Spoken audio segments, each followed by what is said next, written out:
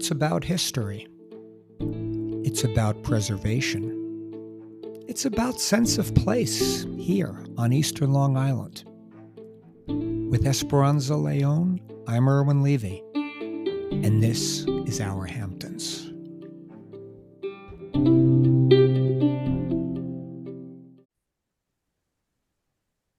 Esperanza, good morning. Hello, Irwin. Now, Esperanza, if we talk about Georgica Pond, I think it's fair to say, or maybe it's arguably, Georgica Pond on the level of waterfront might actually exceed the Atlantic Ocean in a lot of ways, right? In terms of, wow, like what's the best body of water to live on if you are fortunate enough on Eastern Long Island? And your immediate impulse would be the Atlantic, of course, but Georgica Pond is right up there, I would Well, I say. guess you have the best of both worlds there because the pond is right there adjacent to the ocean. So anyone living pretty much in that vicinity around the banks of Georgica Pond, or as it has often been known also as Georgica Lake, Right, for the more elegant, fancy people. Uh, exactly. but no, we call it the pond. That you benefit from the proximity of the Atlantic That is absolutely correct. And and the two bodies of water, as we're going to get into, have a deep relationship. they have it goes beyond the symbiotic relationship. It is, dare I say, Esperanza, it's an intimate relationship. Okay. They're And commingled. yes.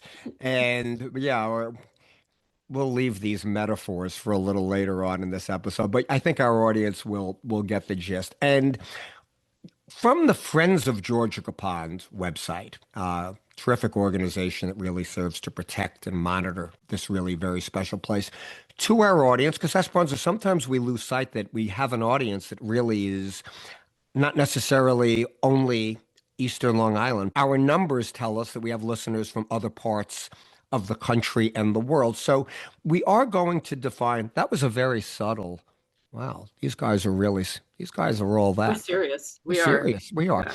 But to give a definition, now Georgica Pond, and this is right from the Friends of Georgica Pond website, it's a coastal pond located between East Hampton Village and Wainscott, Esperanza's beloved hometown, on the south shore of Eastern Long Island, separated, to your point, from the Atlantic Ocean by an approximately 100-foot wide sandbar. So yes, when you're looking over the pond to the ocean, that is a pretty majestic view. Yeah. I mean, it's the beach Yeah, basically and that they're calling a sandbar, but yeah, it's the beach. or the ultimate waterside pool in a sense, right? I Yeah. mean, if Yeah. you want to call it like that. But now the pond itself, and this is going to come to play as we get into this story. The pond itself, the ocean beaches, are managed by the East Hampton Town trustees, who oversee a cycle of opening the pond to the ocean twice a year, approximately middle of March, middle of October, to flush out the nutrients, the sediments, to regulate the water levels. And it's really done, has been done since the 1600s when the Native Americans did it by hand.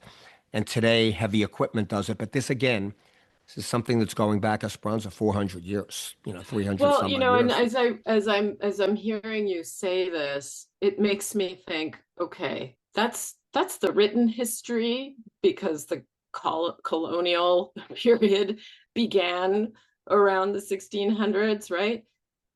But it has to be, if the Native Americans were digging this open, that they used to do it before the colonists arrived. One, So I'm going to guess that this goes back much, much farther. I couldn't I agree just, more. yeah, I just realized that can't be really accurate in the sense of why would they have just started that in the 1600s? Exactly. That's sometimes that gets lost. It's like, look, we're on the cusp of celebrating our 250th birthday as a country, right? And you know, a lot happened in this country before 1776, and that's the point you're making, and it's a great point, and sometimes a point we lose sight of. I mean, the world was here before the 1600s. Okay. Right, Georgica right, Pond exactly. existed. So, yes, to your point, this has probably been going on longer. Yeah, and my guess is, as the description from the Friends of Georgica Pond continues, I mean, there's a lot of life in and around this pond, both sea life, water life, and fowl. So the fact that this was a practice with the Native Americans was likely because they, as they did with their farming practices, use the environment to amend, like using menhaden to amend the soil. I'm sure that they understood that the flow of this pond, to help it along, it was necessary to open this gut and let the pond flush out so that the life in the pond would be replenished. So it's a 1000%. really, right? It's a really interesting, because this is a very wonderfully vibrant place. It's not just a playground for the wealthy. We'll get to in a We moment. will get to that in a moment. And remember, this was a place, and we're going to touch on it during as we get into this story a little more. This is a place where Baymen made their living off of this pond. So, yes, there's a lot to this story, but we're going to go back in time a little bit. And I remember this story. Esperanza and I were talking about it before we pressed record to make this episode.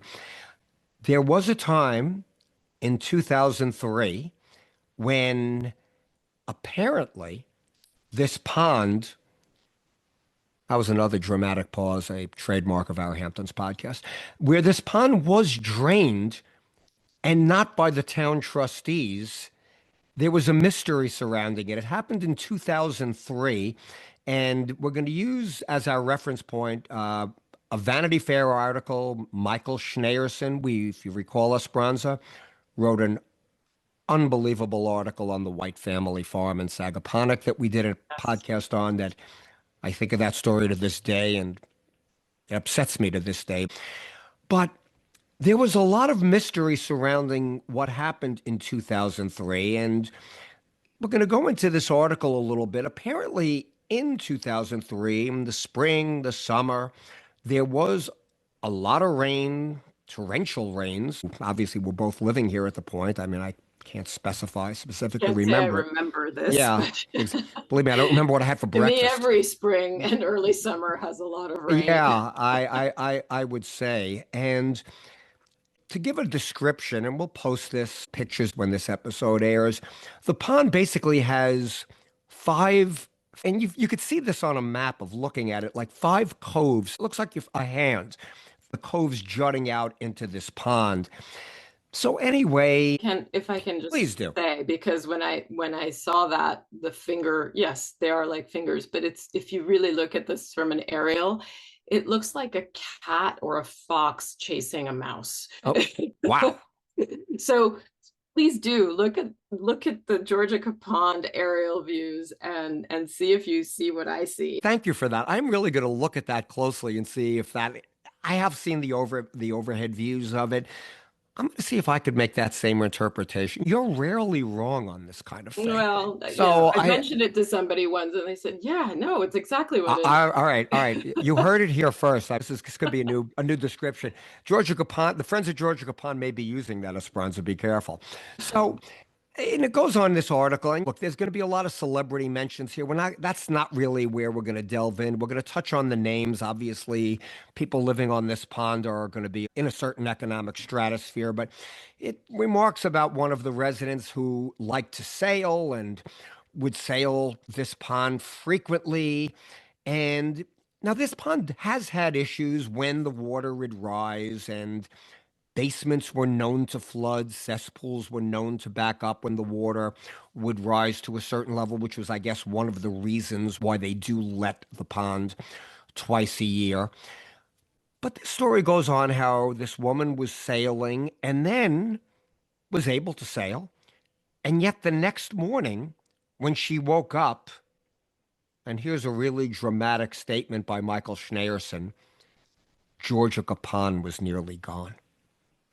Yeah, and this is basically Fourth of July weekend. Right. So we are not certain whether, and I would think that the pond had been let as customary around mid-March. Correct. And then with the torrential rains, it had really filled up. And Priscilla Ratazzi was happy to sail because there is a very prominent culture of catboat sailing specifically. It's really beautiful, actually. These catboats are beautiful. And then that's what people sail in the pond. So she was thrilled because sometimes I'm sure from March, between March and then June, July, the water level might be too low and Right. you couldn't really sail. The pond doesn't get any deeper really than I think 6 feet. So think about it, you might be at 3 feet, sort Right. of hinder. And they're historically in more recent years, which is something the Friends of Georgica Pond have been addressing,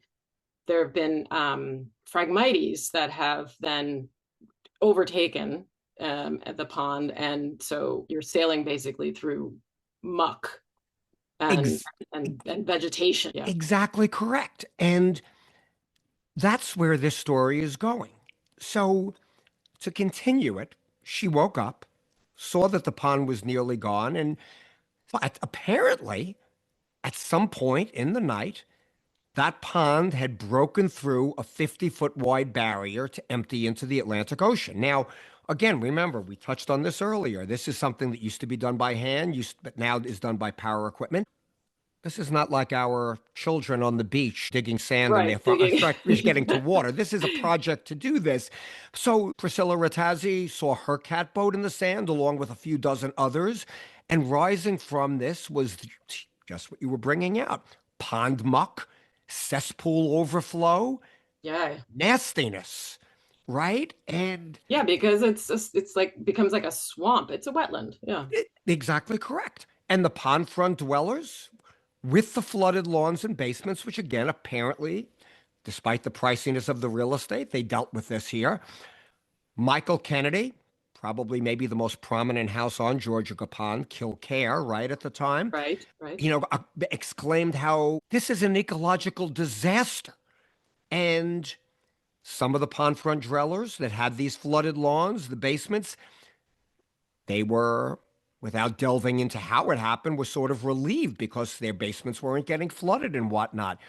But to Michael Kennedy's point, the fish, the whitebait, the killfish, the perch, gone. They were swept out to sea. The snapping turtles, the ospreys, the egrets, the cormorants, they all would have to seek sustenance in other ponds. And apparently, what started happening here, Esperanza, and Michael Schneer implies this, not implies it, says it, it started to take on the intrigue of an Agatha Christie mystery novel. How did this happen? Well, we're going to get into the names a little, but had one of these rich and powerful residents taken the law into his or her own hands to, in essence, prevent their cesspool from backing up, their basement from flooding, and their lawn from flooding? Now, and I really like this, and we should touch on this. This is something that's we've touched on in prior episodes. And it's applying here, Michael Schneerson. The new arrivals tend to regard Georgica Pond as part of their property, an extension of their property. And they had to learn the hard way often that Thomas Dongan, 1686 Esperanza, the Dongan patent, right? How Correct. many Yes. times have we Do we touched hear on the this? Dongan patent? Yes. Right? Because in 1686, he was the governor of the province of New York. To your point, history started well before. Granted the town of East Hampton, its land and water, windmills, everything to a board of trustees on behalf of the town's freeholders and inhabitants.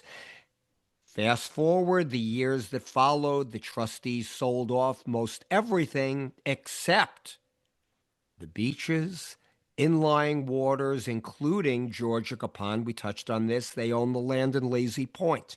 So 1686 to 2026, that's 340 years in my math, right? Still a powerful force to be reckoned with, Esperanza. An Indeed. elected body, right? Yes. We vote for Yes. them, 2-year terms. mostly local residents who really take pride in this tradition of maintaining the waterways. And they were the ones that managed the opening that sand barrier in the spring and in the fall. And it goes on to describe, not to get too deep in the weeds, is to, Or in the Phragmites. or in the Phragmites, right? But you open it and then the ocean pushes it back in. I mean, it's real, it's nature, right? It's nature. Well, human assisted nature, which often it needs to be the case. Right. But We're to, part of nature, so why not? and Yeah. to the credit of the Native Americans, and they recognized it first that this Hmm. had to be done. But now, and remember, this story, Esperanza, is 2003, 23 years ago. The head of the trustees, familiar name on Eastern Long Island, was James, and he was nicknamed the Commander. I never heard that nickname before, but I'll go with it. James McCaffrey. And James McCaffrey lived on the west side of the pond, the Georgica Association pond. Cool backstory. This is sort of a sidebar. How he was a longtime manager for one of the old estates, and Mr. McCaffrey was allowed to buy the caretaker's cottage for a very favorable price when his employer, Mrs. Elwood Hendrick, died in the early 1960s. Was a neighbor then of Dick Church. Family made its fortune from Arm& and Hammer. Apparently, this Mr. Church liked Mr. McCaffrey so much that when he died, he bequeathed his 9-acre property to him. So, Mr. McCaffrey, a man of, I'm going to assume, a local man of relatively modest means, lived in a very prominent, really beautiful piece of property, dilapidated now, according to this article. Hey, Esperanza, even Michael Schneerson talks about amenities. This house didn't have them. It's just a Yeah, I don't. regular. I can't speak to the dilapidated state of the place, but certainly, and even I would say we're talking about the Georgica Association. Not everybody has all the amenities. I mean, this place was a little bit of a shabby chic kind of, Right. We've right? we've spoken about that when we've touched on the Georgia Association. Sort of ramshackle in a good way, in a lot of very, Correct. really Yeah. Well, authentic. that authentic white Anglo-Saxon Protestant, Right.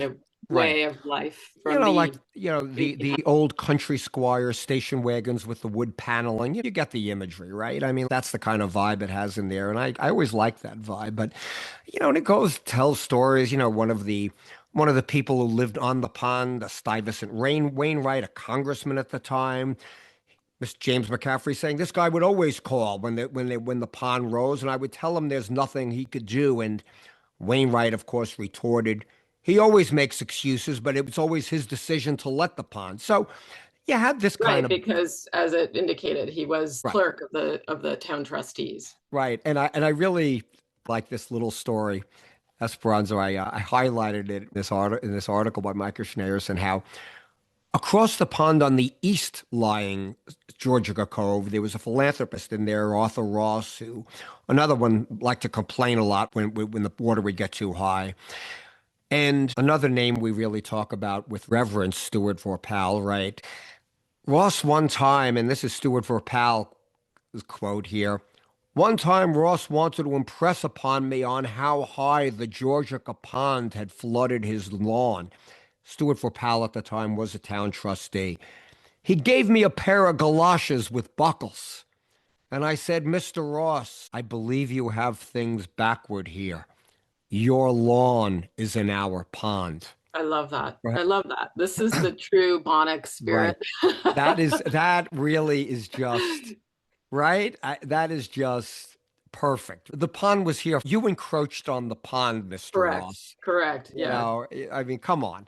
And so it moves on in this story how the complainers made clear that there were a couple of assumptions here. The culprit or culprits, meaning the suspects, probably lived on low-lying land that was affected by this rising water. Who else would have had the motivation to take it upon themselves to let the pond? Yes. And as we all know, any kind of crime requires a motive, right? Yeah, yeah. Thank you for that. Yeah. Exactly. And so it's saying, well, maybe that ruled out a majority of the pond front dwellers. Hiring some of the day workers who gathered each morning at the train station would be risky to do, according to Mr. Schneerson. Better to have trusted workers from their own staffs do this. I mean, the intrigue going on here, right? Yeah, yeah. Well, we move forward, and I like this part.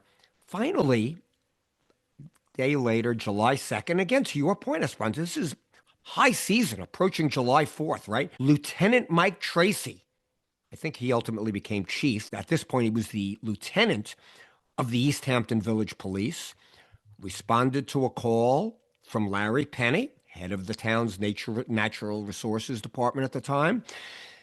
And Tracy did a police investigation at the scene, determined there was no heavy machinery, which is what was opening the pond, right? There were no Mm, tracks. And beyond that, he wasn't sure what he could do. Opening the pond wasn't a violation of village code. In the absence of any wildlife had been killed, no crime had been committed. right, right. It's interesting that I mean, I know, and we touched on this. This is East Hampton Town, and Georgica Pond, pretty much on the west side, is part of the town, part of Wainscott, right? Mm-hmm. And on the east side is Village. Where that actual boundary is on the pond, Right. Yeah. Yeah. I'm not quite sure.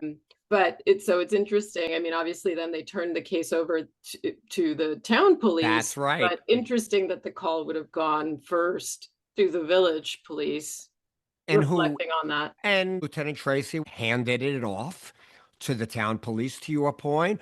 And he, Todd Saris, the chief at the time, then handed it off as well. You're trying to figure out who's ultimately who's who can actually jurisdiction.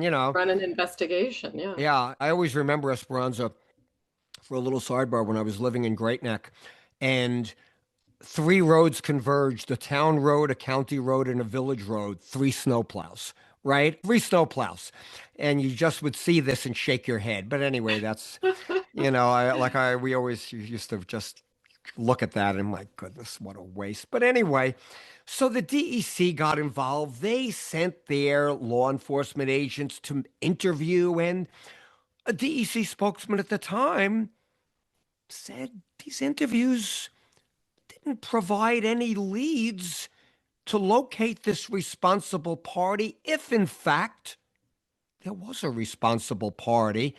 And here's a key point to the story, Esperanza. The DEC said, we have not discounted the possibility that the pond opened by itself. Now, Yeah, here's where it gets interesting. right. Yeah. Because as we know, the locals tend to know more about this. They're watching these things and Thank you for yeah. I that. mean, yes. Is it plausible that the pond was the level was so high it overflowed because I don't know, the wind was blowing in a certain way, and we're going to get to this because We've all read courtroom novels or watched it on TV, and you would see an attorney saying, is it possible that the sky fell from the moon? Yeah, yeah. Is it possible? Anything's possible, you right? could say anything is Anything's possible. You possible, can't, but yeah, you can't discount it, but but Esperanza, Commander McCaffrey, with his lifetime of knowledge about the pond, to your point, this guy knows the pond better than a bureaucrat from the state's DEC, okay? Scoffed at the theory that nature was to blame. No way would the pond breach itself on a calm summer night.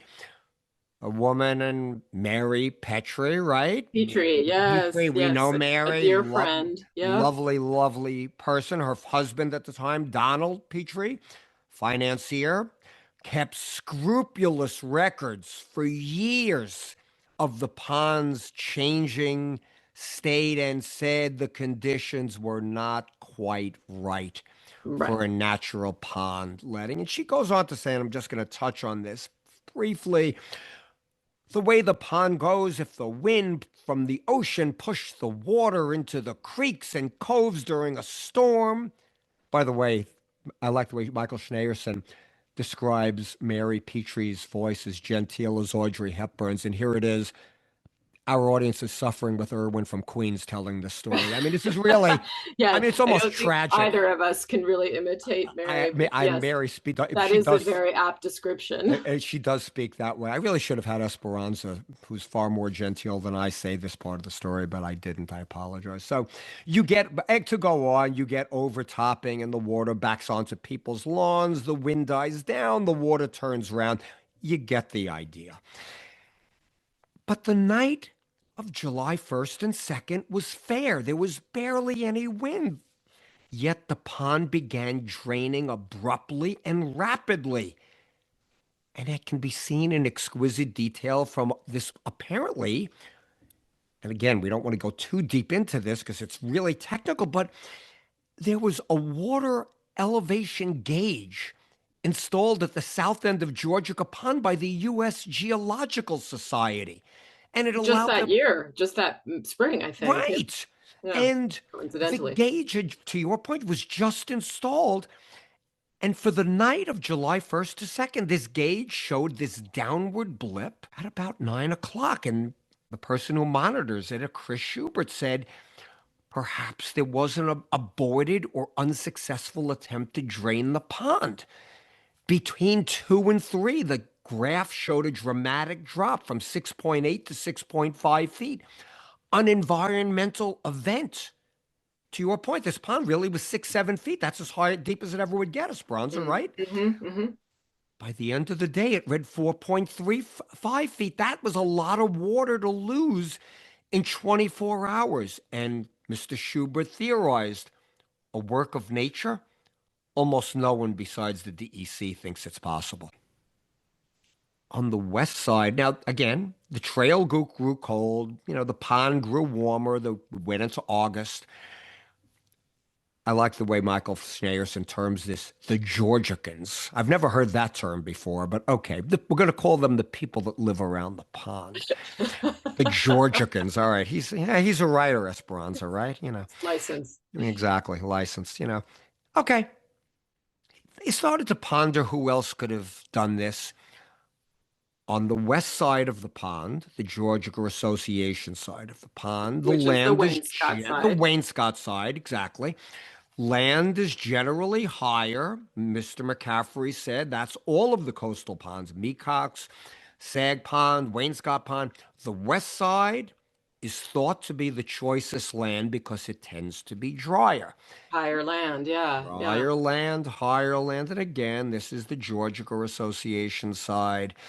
And talking about the Georgica Association, no one in the association was bandied about as a suspect. Like they didn't think it was coming from the West Side, the person who did this. Now, we talked about how this was the older money side, all of this, right? But Right, that the east side of the pond is the new rich or the new arrivals.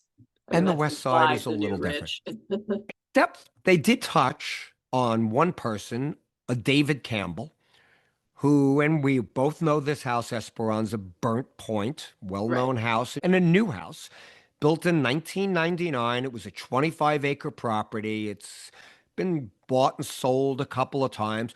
So there was some scuttlebutt that maybe he had something to do with this. And David Campbell left and he said, and makes sense. I'm proud to say when I built this house, I did research. I went to looked at the hurricane of 38, seeing that sea level came up 18 and a half feet.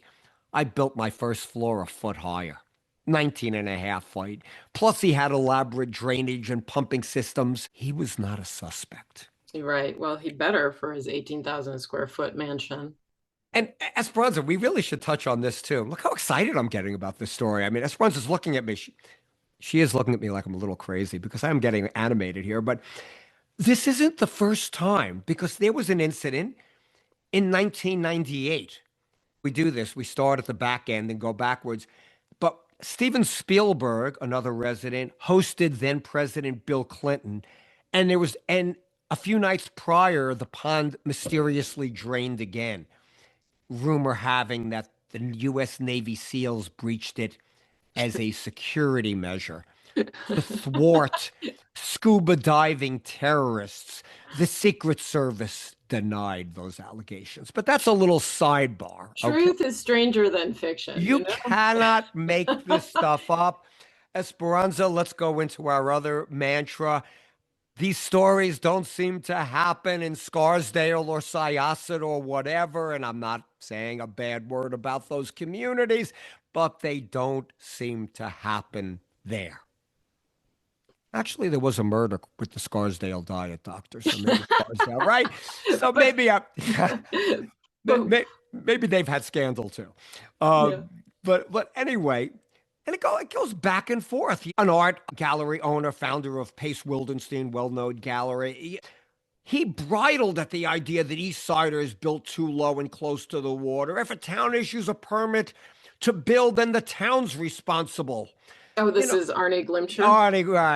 right. And he lived on the northeast shore, one of the lowest lying parts of the pond. And again, Martha Stewart, Ron Perlman, the Kriegs, Harry Macklow. These were sort of the people in the neighborhood. And this is the village side This is the of East village. Hampton. And again, there was a side story here. That could be a podcast for another day. It became such a brouhaha. They were Yes. neighbors and they were at war with each other, Martha Stewart and Harry Macklow. But it was funny. There were neighbors. We do have to touch on the Martha Stewart aspect. People were sort of implying she might have something to do with it. And of course, no one is more respectful of the environment than I. I understand the workings of the pond. I know Larry Penny, and he takes the stand that he does when why the pond is drained. When it's drained, I'm satisfied. I would never let the pond. And she claimed she wasn't there. But again, this is just telling you, just what a story this was taking place. Ron Perlman thought they was thought to be a suspect, right? He actually, I don't remember this at the time. I should have looked it up for this episode. Apparently, he wrote a long letter to the East Hampton Star defending himself. But Esperanza, it does like enable us to touch on before Ron Perlman had the house, how when the Creeks was low lying enough when Alfonso Osorio lived here. Well, is. I mean, it didn't Right, change correct. topography. Meaning, yes, Mr. Perlman, it is low lying. It always was low lying. And It's a very shallow water table thank you, also. voice of reason, as always, Esperanza. Yes, it was low lying then. It's low lying now. But Alfonso Osorio, I like this story. That's why I have to interject it. The former owner of the The creek. former owner. We've had many an episode with Alfonso Osorio, the Signa Sigma Gallery. Gallery. Hmm. Anyway, he once famously called the trustees in despair to say the water had risen so high in his wine cellar that all the labels came off of his very expensive wine bottles. And Oh, the problems of the rich. right, I tell you, yeah.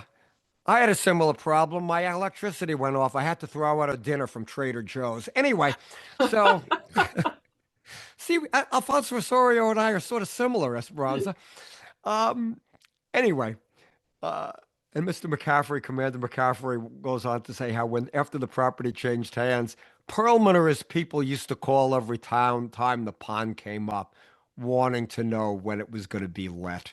So again, this story There's a sort of theme here, in other words. that's the point. And I suppose we're going to start to wrap this up because ultimately 23 years later, this mystery has never really been solved. I actually Googled this, Esperanza, before you and I signed on. Has this mystery ever been solved? I asked a good friend of mine, ChatGPT, and Chat told me that it really hasn't been solved. But I do want to close with this part of this article because it really sort of brings everything full circle.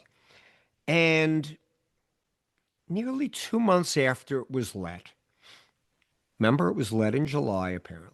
Georgica Pond was You filling mean slow. by Right, the right. unknown The person, unknown, the unknown unknown, the individual? unknown letter, the subletter, if you will. Yeah, the sub. Yeah, the subletter. So ocean water kept trickling in, covering some of the muck. A Jennifer Petrie, maybe that's a relation to Mary, I don't know, could navigate with her rowing shell. Slowly, the pond's sand barrier was reforming, and by October, James McCaffrey reckoned the pond might be full again. But Esperanza, that was small comfort to Harry Lester. Harry Lester, 74 years old at the time. Lester, we don't need any. He's a Lester. That's East End nobility for you and I, Esperanza, right? Mhm. The last Bayman, making most of his living from Georgica Pond, been working Georgica Pond year round since he was 18 years old, Esperanza.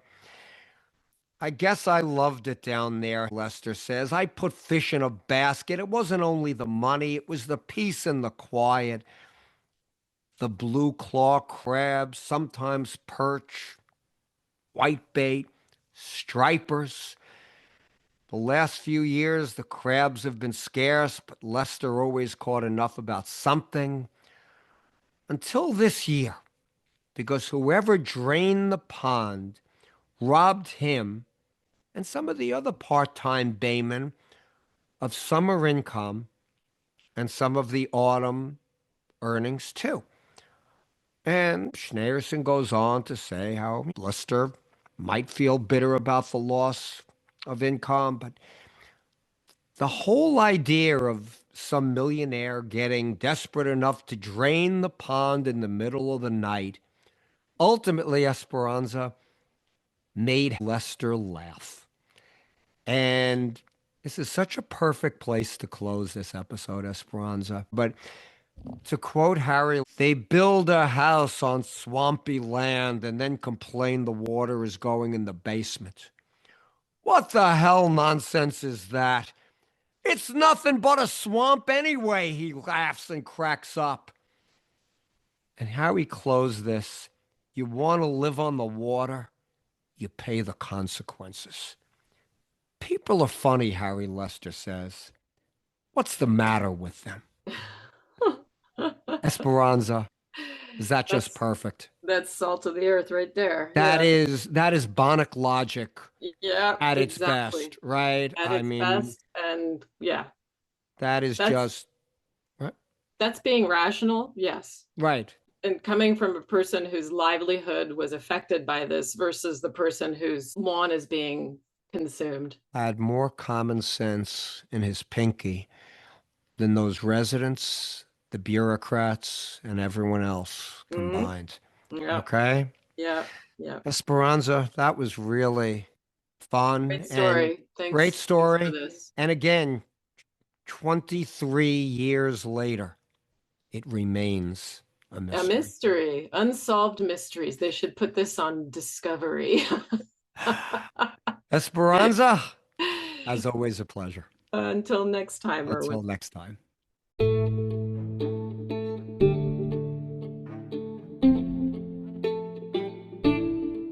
Thanks so much for joining us. New episodes of Our Hamptons are released every other Tuesday. Find them wherever you get your podcasts.